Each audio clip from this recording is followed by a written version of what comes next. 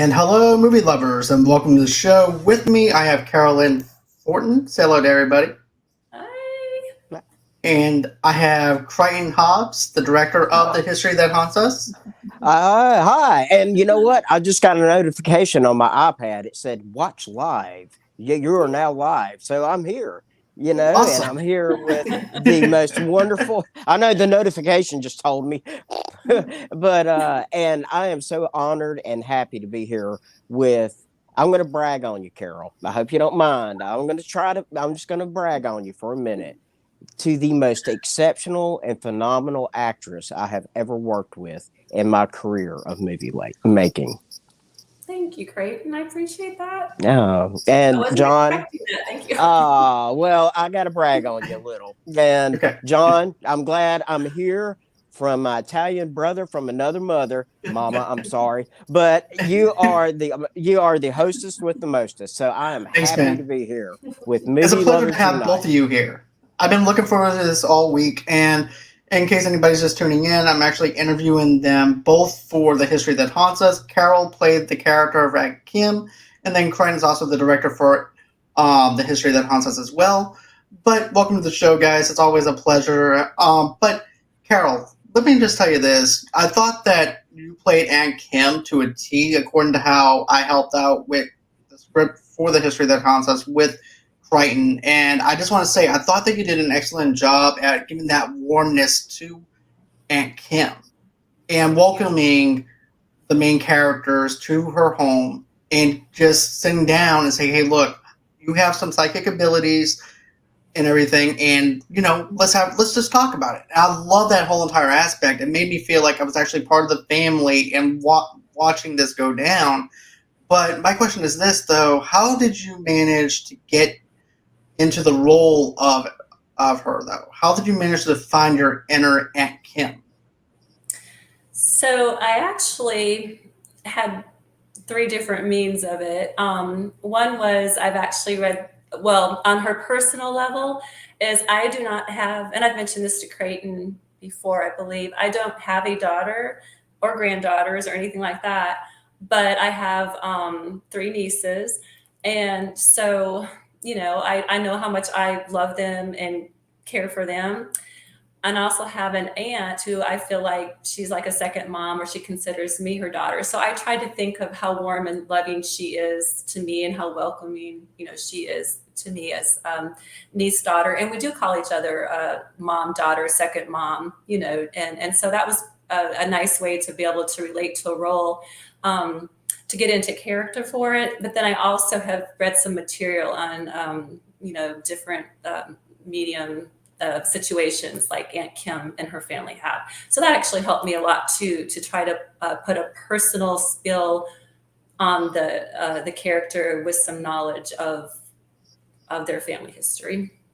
I can definitely tell that you definitely put the emphasis on the character and made it personal to you, to where you were able to bring that character out and flesh her out a lot more and everything too.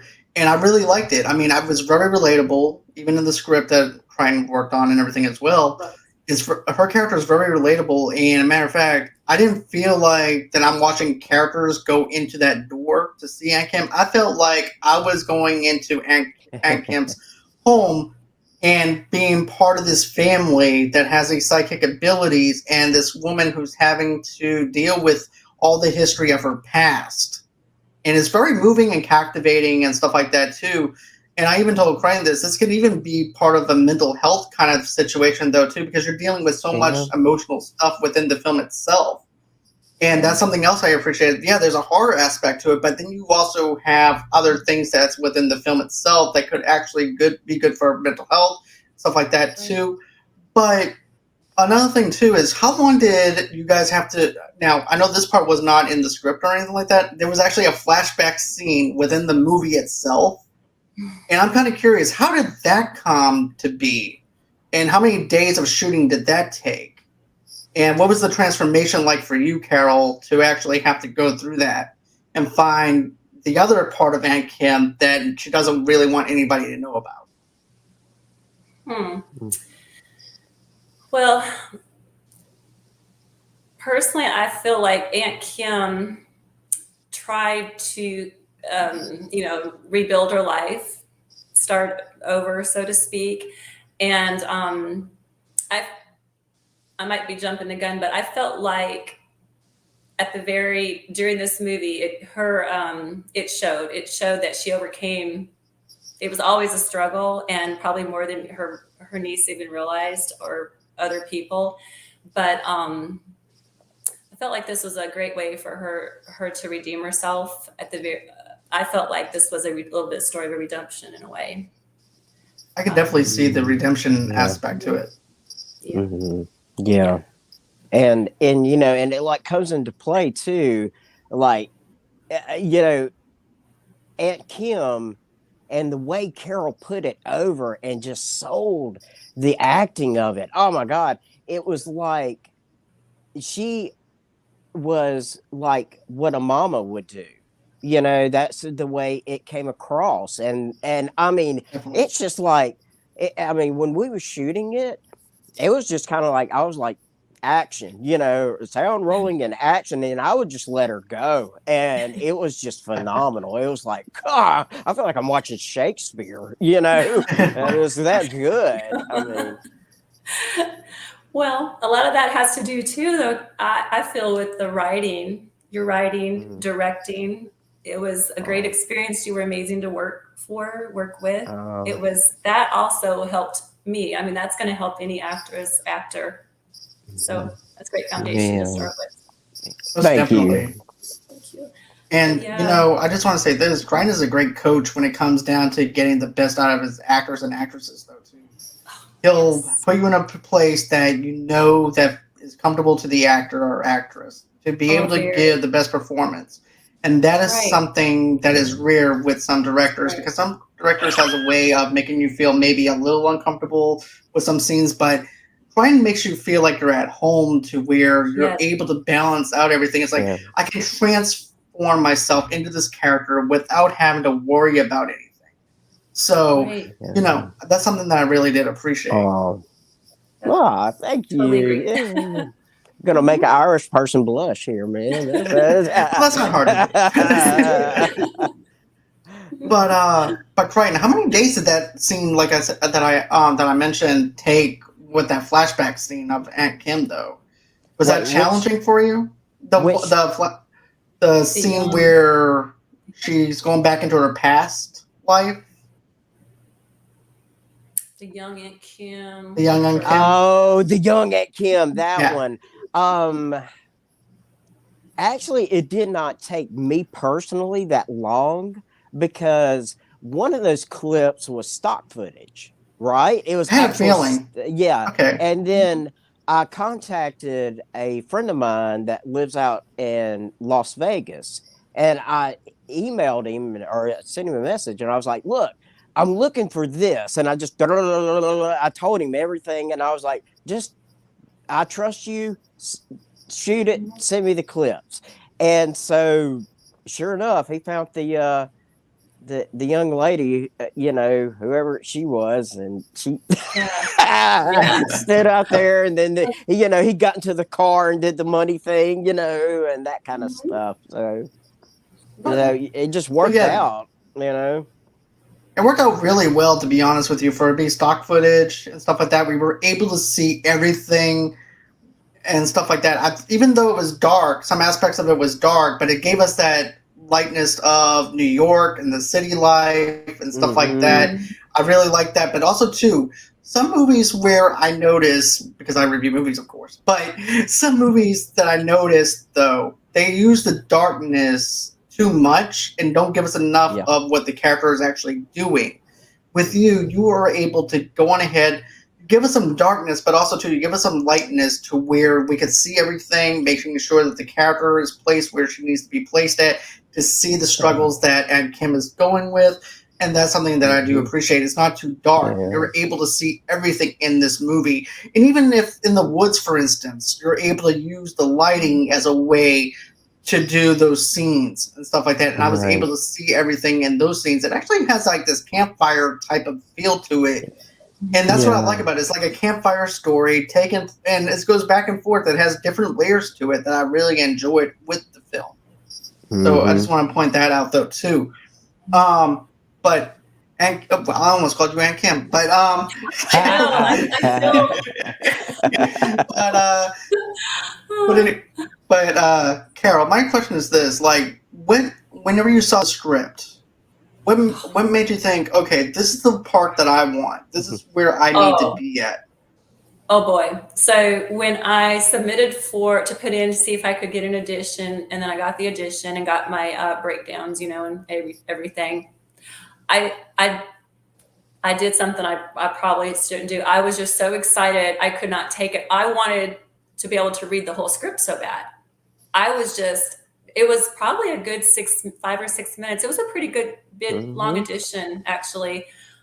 And I wanted to know right then and there, I wanted to know, what is the story? What is the story with Aunt Kim? And the part I auditioned was where Brian and Jennifer are coming into the home, and I'm talking to them and greeting them, and then it did a little forward a little bit, but just enough to tweak my curiosity. And then I went in audition the second time for callback, and then when Creighton asked me if I was available one day, and then he told me, that's when excuse me. I was excited that I see, I did that again. Right. I got so excited, my dog started barking. They were downstairs. I thought I had everything put up. Well, now I just dropped my earbud. But anyway, and I was so excited. So I got the script, and I read it just straight from top to bottom. I didn't do anything that day. I just read the script. I wanted to know. I could not put it down. Literally. And I was sold from the minute I got the audition, and I could not wait to. Oh yeah. You know what though? That's great. How was the audition for you? Were you nervous? What was your expectations whenever you look at the audition part? So I was nervous, and I was not born and raised in Mississippi, even though my mother is from Meridian, Mississippi, and I've lived here since 1998. So I needed to put more of a Southern dialect accent with it. The first edition, I did it without. The second edition, I did it with a little bit more. So I was a little bit nervous for that. But having a Southern mother and being my whole life, kids would say, Carol Lynn. They would growing up in the North with my mother and her Southern accent and everything. So that was really neat to work on that and then get ready for the audition. And I wanted to be able to do it well and do it naturally. But I was able to memorize pretty much the audition, and I wanted to also have the emotion with it, not just be able to. I know my acting coach has told me before, it's not just about being memorized, and that's great, but you have to have the emotion. And I hope I relayed that when I did my audition. And so yeah, and I did so much so that I could probably still tell you a lot of my lines. I still woke up at night just thinking about them. It can't became me for so long. That's great. And, wow. My husband knows probably a lot of my lines because I just became Aunt Kim. And even now, when I see Erica Green, James Keating, it's like Aunt Kim.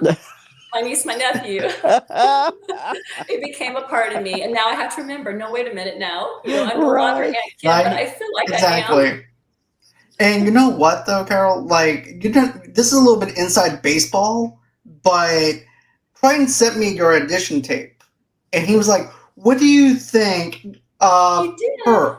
Yes, and matter of fact, there was like 4 other Aunt Kims.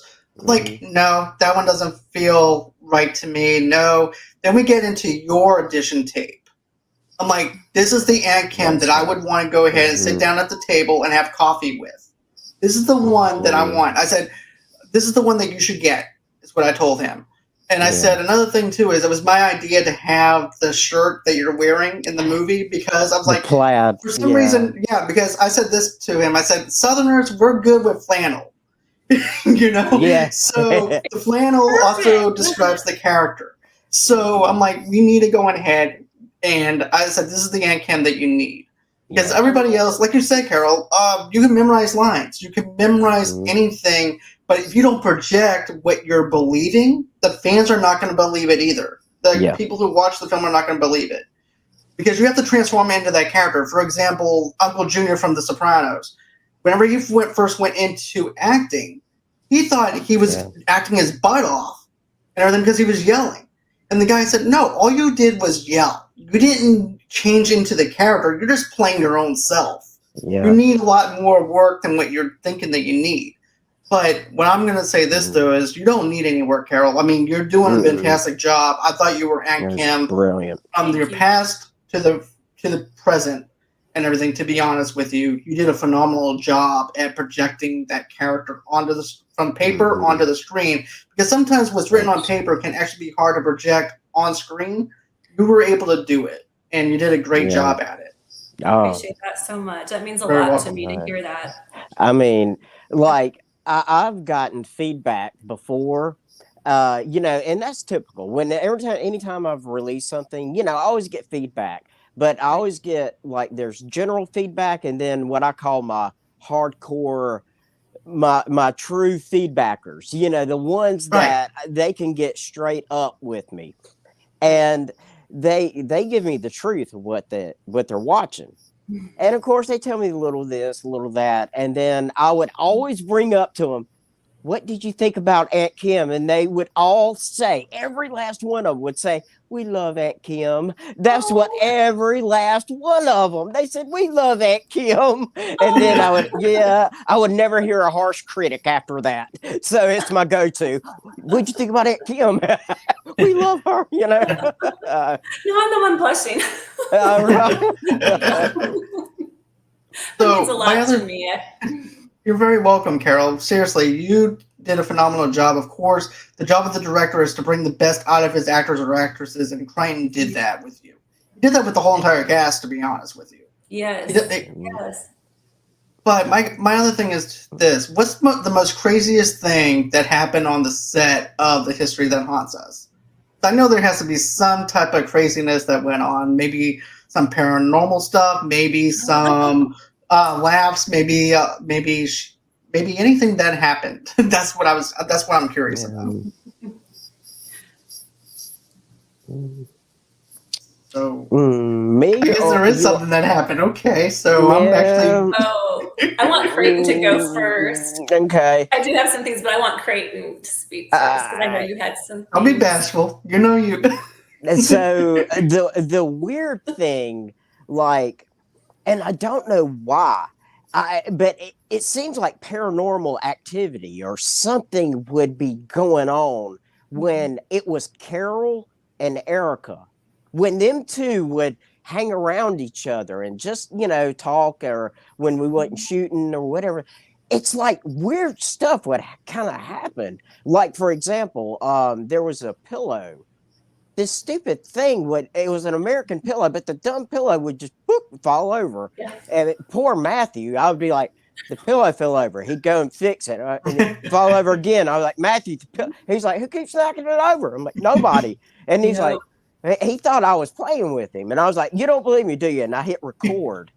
And I recorded it. And it just it fell over. And he was like, man, I'm getting tired of this, So that was one thing. And I noticed too that when we was setting up lights and, all the gazillion little things you got to do before you hit record on the button, the camera, sometimes if somebody was holding a light fixture, it would flicker. Do you know what I'm talking about, Carol? Yeah. Well, yes.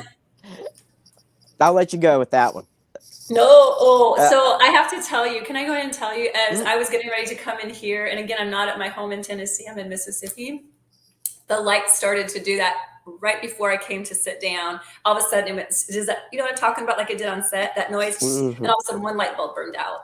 I was like, did y'all see that? And then, of course, my family says, well, you are fixing to interview for The History That Haunts. And I said, I cannot believe this. I literally cannot believe it. I realized it was a light bulb that went out, but still, the timing of it. Just right. What you were saying. So, and I had 2 witnesses to that. So I was like, it's not just me thinking, okay. But what's one of your stories though? Well, my stories from filming? Yeah. Well, mine is actually when I did a voiceover for it. So you know the scene where Aunt Kim is, we're having a tea party with young Jennifer, and I'm speaking to her. This is after, no, it's okay to talk about this, right? Sure. Spoilers, Yeah, okay. that'd be This fine. is after Aunt Kim is, Jennifer's having a memory of me. She's replaying a memory in her mind of when she was a little girl and I was having a tea party with her. And so it was a voiceover I was doing, and I did it from my home in Tennessee. And we have a 2-story house with part of the upstairs is open. And I had my phone just sitting there, just so I could do the audio to submit to Creighton. And I didn't know what happened at the time because, I was just reading my lines and was trying to get my emotion into it. And so I was concentrating on that. So before I sent it to Creighton, I wanted to just, of course, listen, review it. I think I might have did 2 takes. I'm not really sure, but I wanted to, get ready to submit it. And I don't know how to describe it, Creighton, but it was like an orb, a light of some sort of an origin. Yeah. Mm-hmm. And it just traveled up kind of a door frame and went over by, and the significance of this actually is there's a painting I have up there that has a garden and a bench and so forth. And I bought that in memory of my grandmother who loved to garden and my dad who had a bench at my home when he used to come visit me. And so this painting was in memory of them. It means a lot to me. It's really special to me. And honestly, that actually ended up kind of going over in that direction. Mm-hmm. And that just, I had to watch it several times. And then I sent it to Creighton and I said, okay, are you seeing what I'm seeing? That was my experience. That's pretty awesome though. It's like, a member of your family is with you and they're, that feels a lot more meaningful, to be honest with you, knowing that maybe something like that happening is someone that's close to you and just watching over you, helping and guiding you through the history that haunts us. I think that's cool. Yeah. Let's see here. Another thing I was wondering about though too is how did you know that you wanted to become an actress? What made you say, "Hey, look, this is what I want to do"? Oh boy. So I've been communicating a lot with a lot of friends, reconnecting with a lot of friends. And one of my friends from childhood and I have spoken, and we keep planning. We want to have a phone catch up. We grew up by each other. My mom saved these writings of mine ever since I was a little girl. I also started, even though my degree is not in. I started out as a mass communications major. Okay. My first couple years of college. Well, anyway, I would write little commercials. And then I would write little short stories. And then I was a bossy little girl. I hope I'm not bossy anymore, but I would write little commercials. I would start these commercials and little short stories. I would gather anybody that would do them with me, my sister, my friends, and we would act them out. And then I told my mother, I said, I'm going to go to California. I want to be an actress. And I would do my commercials. I'd get in front of that mirror. I would do them and I would do whatever. And then I said, no, maybe I want to be a writer and a journalist. I wasn't really sure. So then I wrote for this college newspaper, my first year of college. And then I felt a calling to do something different and I switched majors and all that. And then I kind of let it go for a while. And then I decided to go ahead and go back to my original dream. Wow. That's awesome though, because I say go wherever your passion is. And if your passion is acting, do acting. Because even if let's say for instance that you like writing, but that's not your passion, people can tell right off the bat if your writing is off a little bit and everything too. It's like, I don't think your passion is this. I think your opportunity is in other areas aside from writing. And if that's acting, great. And you're doing a phenomenal job at this, and I'm just wondering, do you have any other future work that you're going to be doing soon, aside from what you did with Creighton? I do have one. I will be filming next Saturday, Championship Christmas. I will be filming just a small. I have a small speaking role in that, so I'm very excited about that. Actually.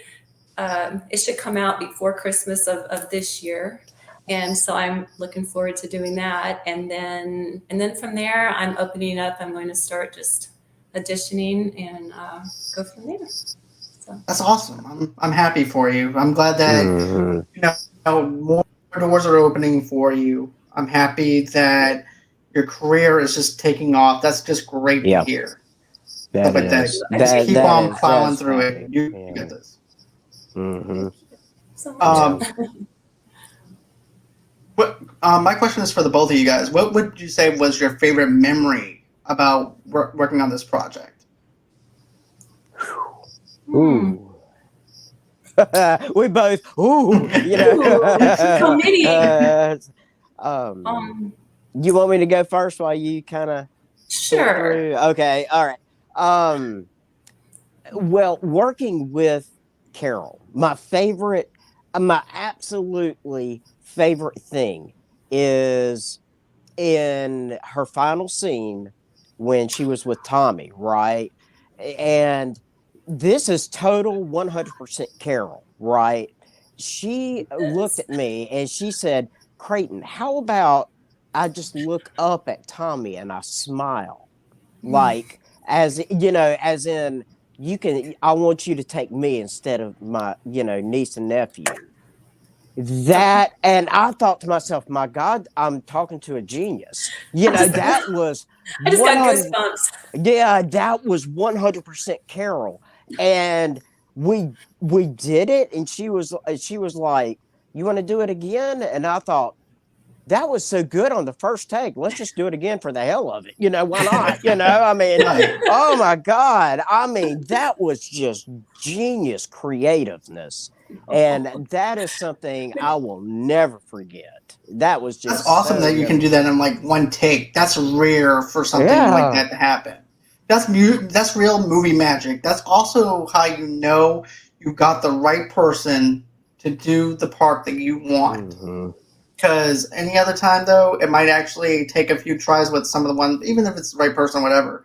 But when you have that dynamic, when you have that chemistry off the set and on the set of something, and you want them to perform a certain way, and they knock it out of the park at that one try, Yeah. that's just fantastic. That's how you know you Hmm. have something.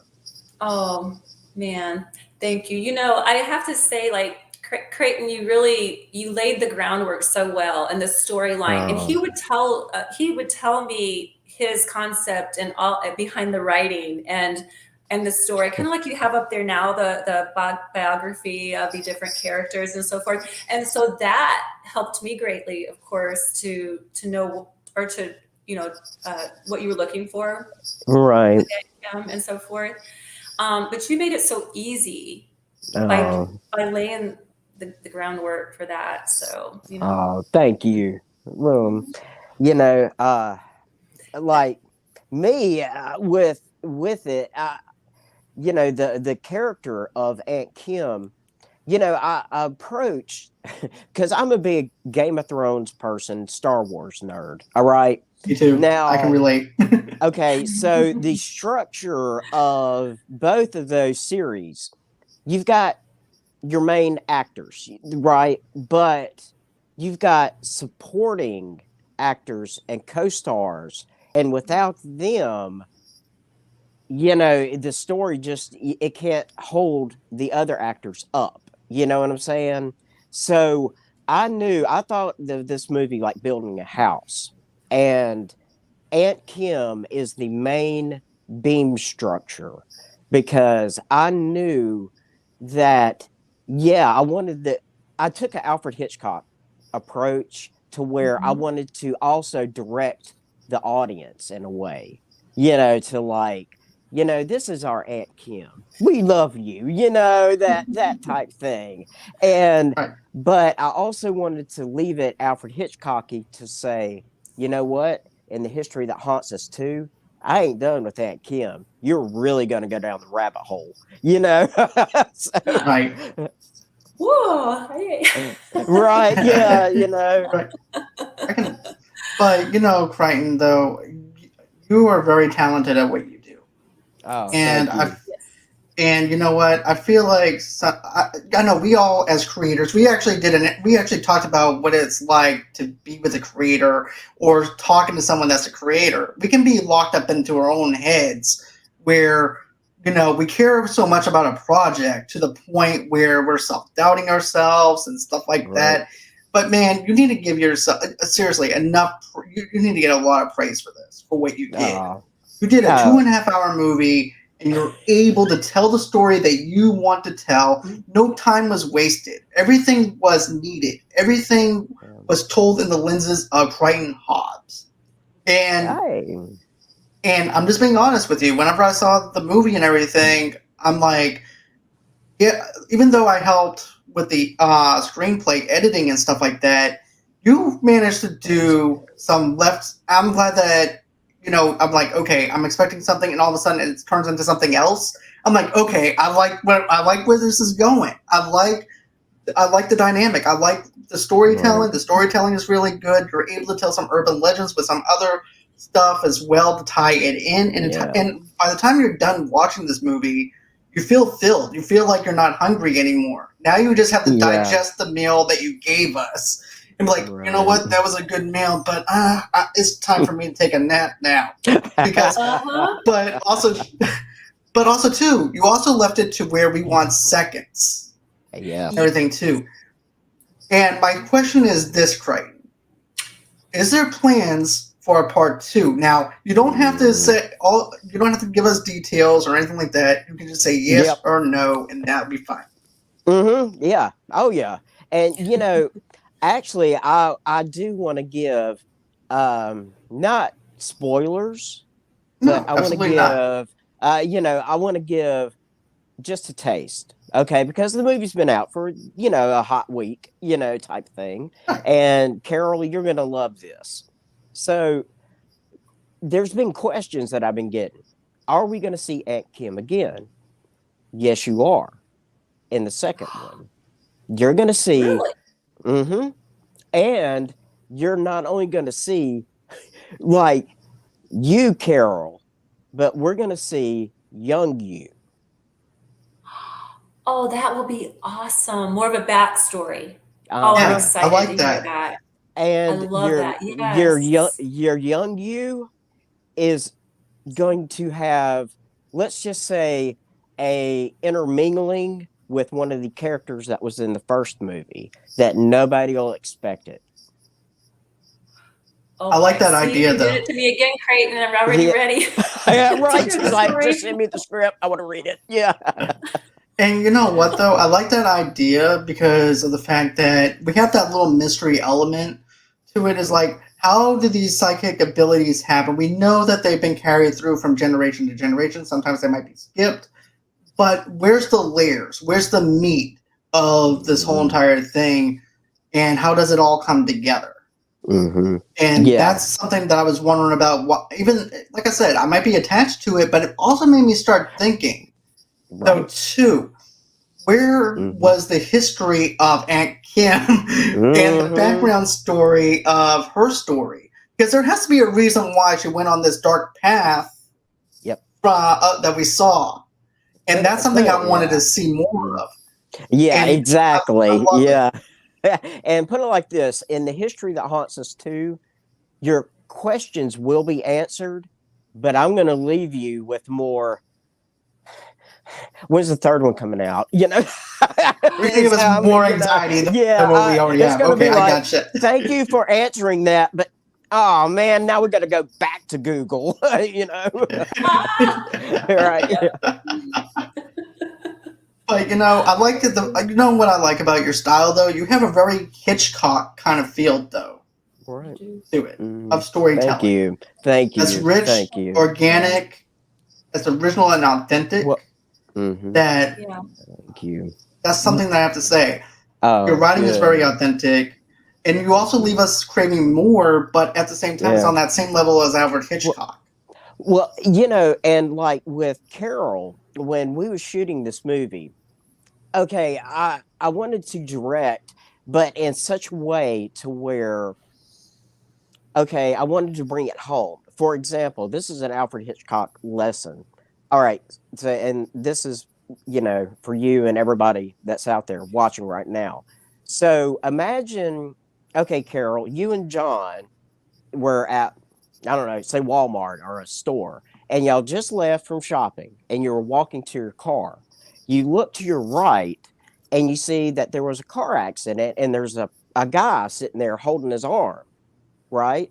But you see somebody's called the ambulance, and but you would look and say, "Oh, that poor guy, he's hurt," and you would just walk onto your car, because it's not that bad, right? It's just like, poor dude. I hope he's all right, because we're all human. That we do it, Right. right? Right. Now, change that stranger to say it was your brother. See, that's how I changed it, how I wanted to direct with Carol and Aunt Kim. I wanted it to make it feel like this is my sister, this is my aunt, this is my, you know, I wanted the audience to have that heartfelt connection. And, honestly, Carol is so talented. She made my job easy. I was just like, I'm setting up the camera and I'm hitting record. Action, She just brought it home. That's awesome, though. Well, Seriously. Go on ahead, Carol. Sorry about thank that. you. But you made that so, I appreciate that so much, Creighton. You're welcome. That still goes back to you as a director. And anytime I would say that to Creighton and all, and then he would say, "Oh, it's all about all of us and all of our success, and it takes a village." And you're very supportive of everybody that's been in the movie. And so, thank you. Oh, you're welcome. Yeah, and it really is. It's just a phenomenal casting crew. I mean, it just really is. It's just like, wow. Every single person. It's very rare to me to have so many people, and then a chance to get to know or not to meet all the other actors and actresses, and so many that were involved in the film and everything, and have such great experiences and positive experiences. It's been I agree. Great experience. Oh, and I don't know, John. I'm going to tell you and everybody who's watching, and I'm going to tell you this, Carol. When we was the scene where you was talking to Erica, when you were staring at the painting and she come in and you was like, "Oh, hey." Okay, when we was doing take after take with that, Tommy was in the room. Tommy Wilson, who plays the karaoke man. And when I yelled cut and I said, "Okay, we got that scene done. That's a wrap on that scene." Do you remember this, Tommy? He come up to you and he was wearing the overalls and he's like, "Look," he's like, I got chills on my arms. That was so good. Do you remember him saying that? I do. That I was really so do. sweet. Yes. That meant yes. Yes. I feel That's so awesome, humbled. though. Yes. That's fantastic. That's how you know when you've got something extraordinary and special. When the other actors and actresses and whoever else is around is like, "Oh my God, I think I need a napkin because I'm fixing to cry or something. I don't know," And it's like, that's how, and it's like, you know what? If everybody here is feeling it, I think a stranger out there who would happen to say, would be like, "Wow, I think I can get, this." I think a stranger could feel that. Relate and feel. Yeah. That's really great. I only have two more questions for you guys, and that's it. And but what I want to know is this: like, what is something that you can get young people involved in the art of acting and give them the advice that they need and everything for inspiration and to give them the courage to do what you guys are doing? You want to? Yeah, you go, Carol. Yeah.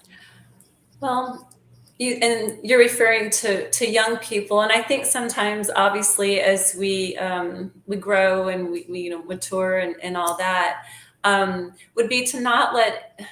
I know it's cliche or however you want to say it, but is to really and truly believe in yourself And there are going to be a lot of people. There were a lot of, even when I was in college, starting out as a journalism major, you know, my writing was critiqued in a different way. Like, well, you mentioned that too. Not everything is for everybody, you know. But if you feel it in your heart and soul, and that is what you set your mind to do, you have to give 110% and believe you can do it. Believe in yourself, and take the no's and the others, or if it's critiquing, criticism, and use it to grow and listen and learn. I know my acting coach has given me a lot of critiquing, and sometimes it's not pleasant to even hear those kind of things, but I've taken it and tried, and I will continue to try to grow and you know, use any and all advice. So I want them just to believe in themselves and don't take no, as a final no, maybe for that opportunity. But every audition, every experience is going to lead them to that moment. Mm-hmm. That's true. That's very, very well I said. don't know.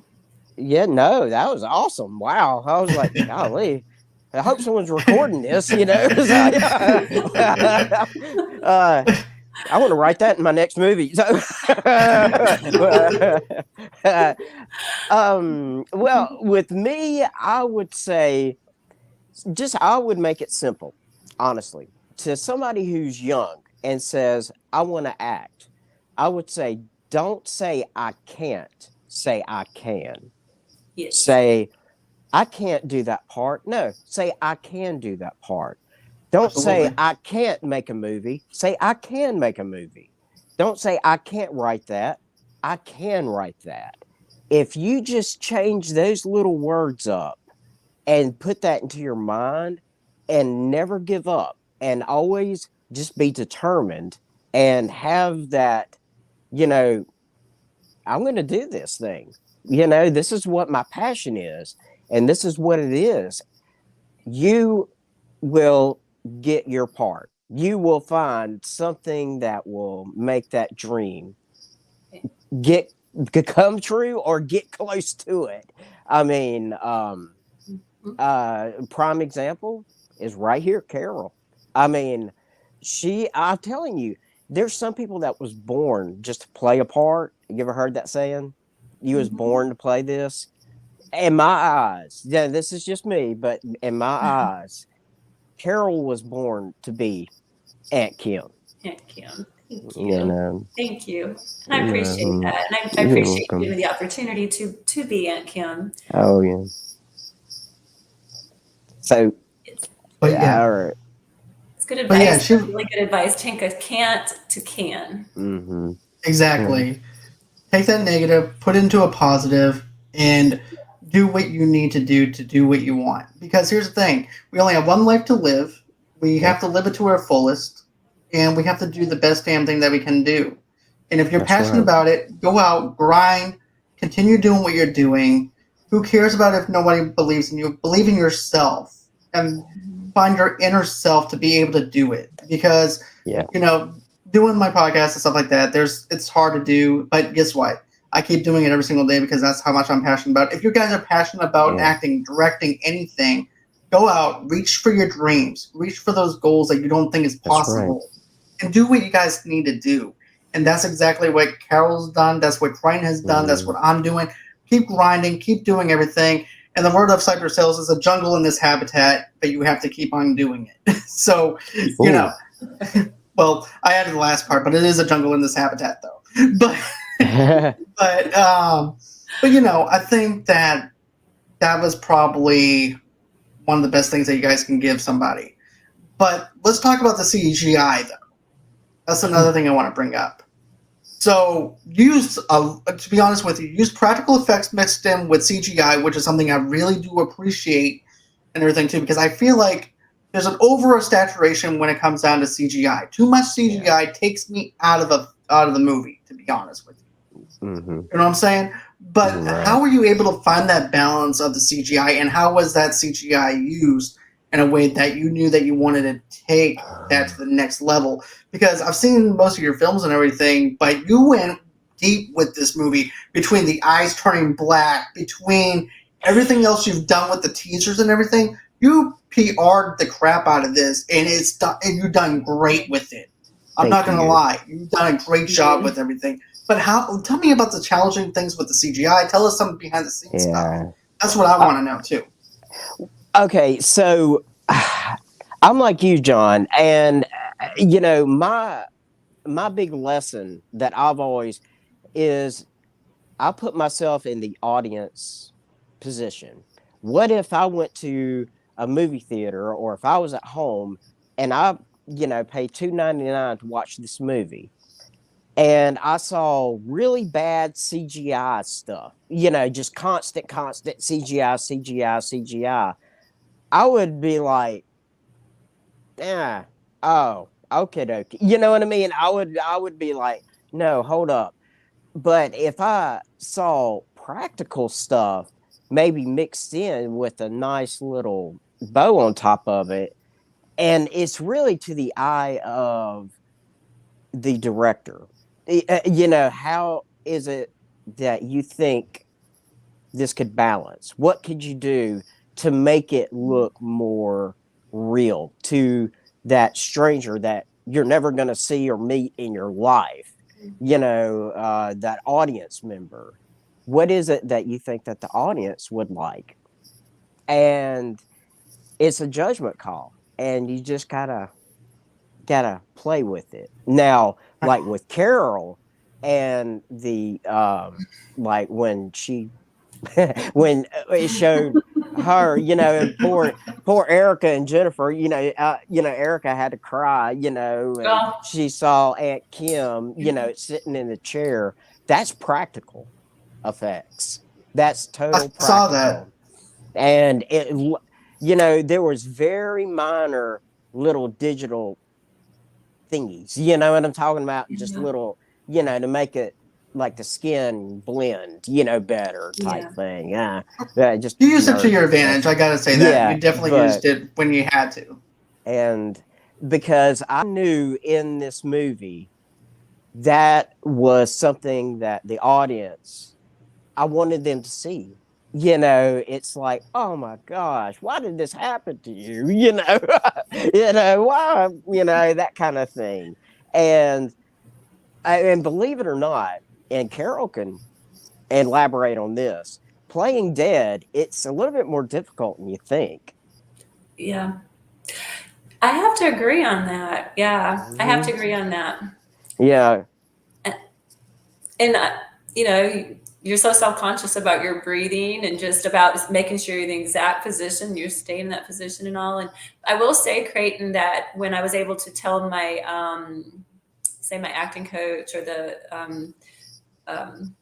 other fellow people that I know from there, I heard that it's every actress's dream is to be able to have a, just had to throw that in there. Yeah, to have a grand death, to have a memorable death. Yeah, that's right. And you want to make it, yeah. So, but yeah, you did balance it well, didn't you? With the most definitely. But anyways, that's gonna be it as far as this interview goes. Before we close out, is there any? Oh, hold on. There's also one thing. I just remembered something I wanted to ask you real quick, too, before we close out. Is this? But on Amazon and everything, how's that going for you with it being released and everything? How's that going?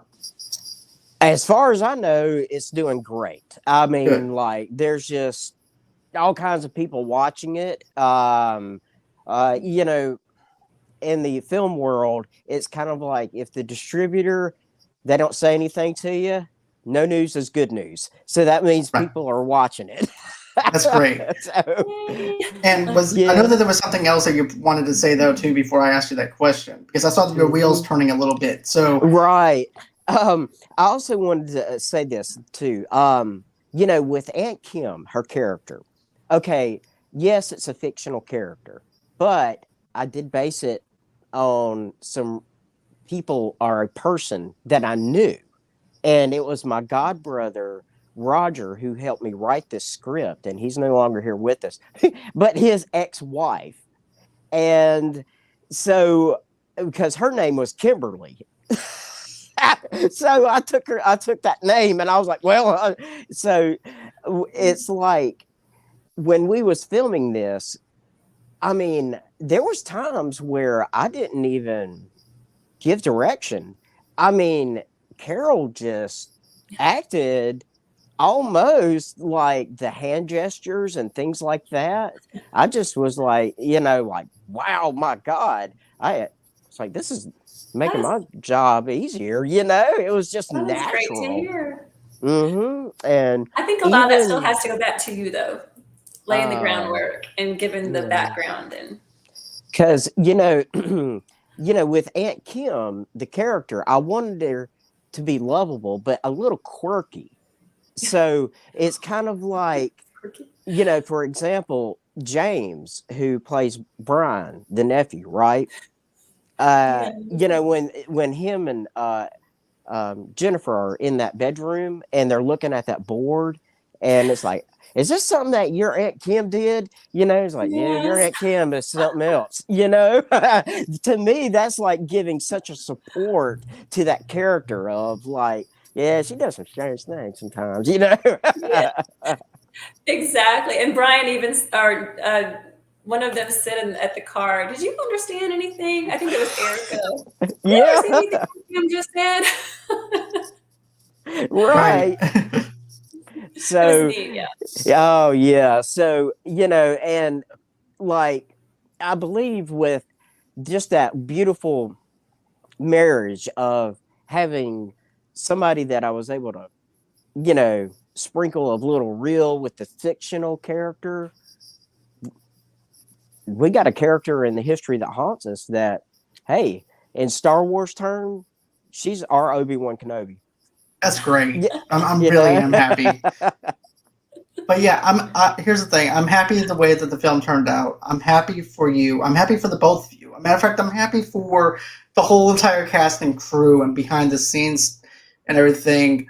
Big congratulations for what you accomplished, right? And also Carol, and also James, Erica, everyone involved. You guys Yeah. did a great job.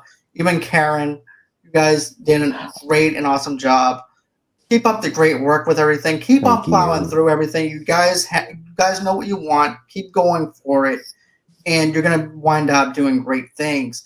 But yeah, my question for you though, Carol, is this: Where do you have any social medias for people to follow you on, or anything like that?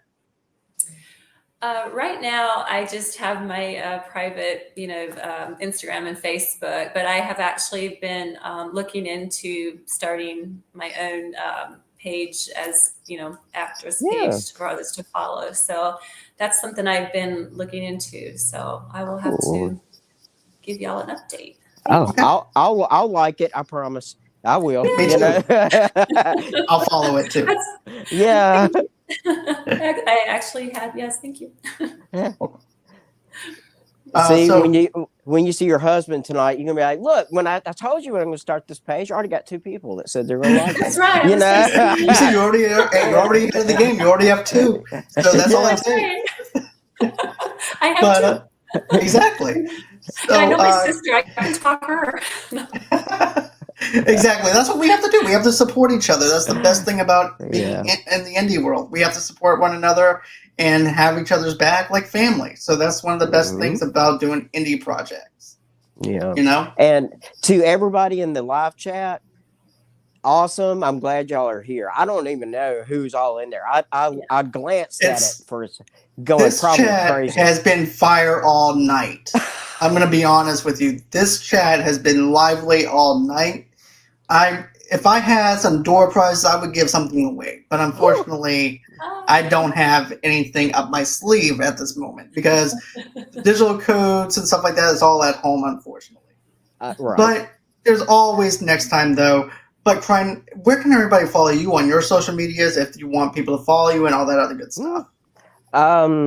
Just God, okay. Just type in Google the history that haunts us, and you're good. You'll find the page, and you'll That's find. easy. Yeah, that's the best simple way to put it. Type that in, the history that haunts us. Google, and I'll pop up right there somewhere. And All right. if it's somebody that doesn't look like Harry Potter and talks like Forrest Gump, that ain't me. Okay, Yeah. gotcha. Harry Potter, a touch of okay. So if I was ordering a Creighton Hobbs special from Starbucks, so order a Harry Potter butterbeer with a splash of Irish. Got it. Not a problem. Right. I got it. Yeah, that's it. Yep, that's what I thought. Okay. See, this is what it was like on set with me. So it really was. You lived this every day with me, so I can imagine what it was like on set. So there you go. It was awesome. But yeah. But anyways, guys, Sunday for me, I'm gonna be up early in the morning. This is my first morning show that I'm doing an interview with somebody from Europe. Matter of fact, I did a review. It was for the Holly Shorts Film Festival, and they're getting nominated for Academy Awards and things like that. I was actually a part of that, and I'm actually talking to the independent director Maria Brendel, who wrote and directed Alika Chu, Take and Run. Alika Chu is translated to Take and Run, and I'm going to be interviewing her for her indie project at 8 o'clock in the morning, 9 o'clock Eastern time. So yeah, I'm gonna be tired, but still it's gonna be worth it because I'm gonna have some fun. That's great. So exactly. Monday we have some other shows that we have planned out. I have to, matter of fact, I have to get with Charlie on some of the shows and stuff like that. But if you guys want to, just go ahead and follow me underneath Movie Lovers TV Lovers Night on Facebook and on Instagram underneath the same brand name. And of course, you guys can go ahead and follow me on Pinterest as well underneath that brand name as well. I also teamed up with Two Blur Girls podcast, and we're doing a little charity with Children's of St. Jude's Hospital. Buy yourself a Cincy. The link is in the link below. $5 to $10 goes towards the Children's of St. Jude's Hospital. All proceeds go over to them, and the charity ends at the end of the month. Another thing, too, is if you guys want to, you guys don't have to. I understand this pandemic has put holes in people's pockets and things like that. But if you choose to do so, just go on ahead and go to GoFundMe.com/Movie Lovers Podcast. Donate $5 to $10 to us if you want to do it. Yeah. Basically, that just goes ahead and just keeps the lights here on at Movie Lovers Night to do some behind the scenes stuff. But if you guys can't, I totally understand. But you know what you guys can do to help me out? Just go on ahead, click that like button, click that subscribe button, smash that bell on the bottom right-hand corner to allow you guys to know when we have something new coming out.